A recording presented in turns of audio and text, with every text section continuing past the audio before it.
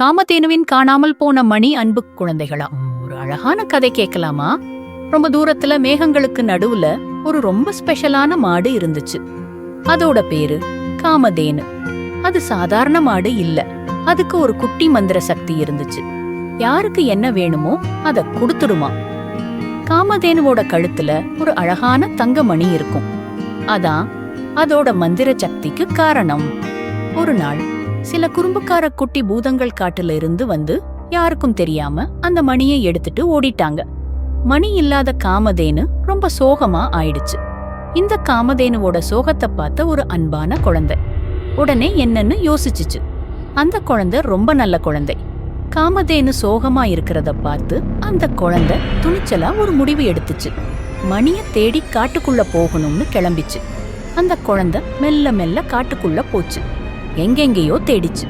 அப்போ சின்ன சின்ன பளபளக்கும் பொடிகள் தரையில கிடந்தத பார்த்துச்சு. அதுதான் அந்த குறும்புக்கார பூதங்கள் விட்டு போன தடயம். அதப்பு பின்பற்றி போச்சு. தூரத்துல மின்னும் மணியோட அந்த குட்டி பூதங்கள் விளையாடிக்கிட்டே இருந்தது கண்ணுக்கு தெரிஞ்சிச்சு. நம்ம குழந்தை அவங்க கிட்ட கோபமா போகல. மெதுவா சிரிச்சுக்கிட்டே அந்த மணிய திருப்பி கொடுக்க முடியுமான்னு சைகையால கேட்டாங்க. அந்த குறும்புக்கார பூதங்கள் இவ்வளவு நல்ல குழந்தைய பார்த்ததே இல்ல. அவங்க செஞ்சது தப்புன்னு புரிஞ்சுக்கிட்டு மணிய திருப்பி கொடுத்துட்டாங்க. மணிய வாங்கினதும் அந்த குழந்தை ரொம்ப சந்தோஷமா காமதேனு கிட்ட திரும்பி வந்துச்சு.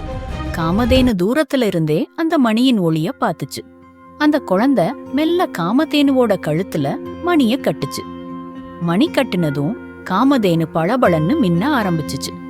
அது ரொம்ப ரொம்ப சந்தோஷமா இருந்துச்சு. குழந்தைகளா, ஒரு சின்ன அன்பான குழந்தையோட நல்ல மனசு எவ்வளவு பெரிய விஷயங்களை செய்ய முடியும்னு இந்த கதை நமக்கு சொல்லுது இல்லையா? நாமளும் எப்பவும் அன்பா நல்ல மனசோட இருக்கணும். இப்ப நல்லா தூங்குங்க. டாடா.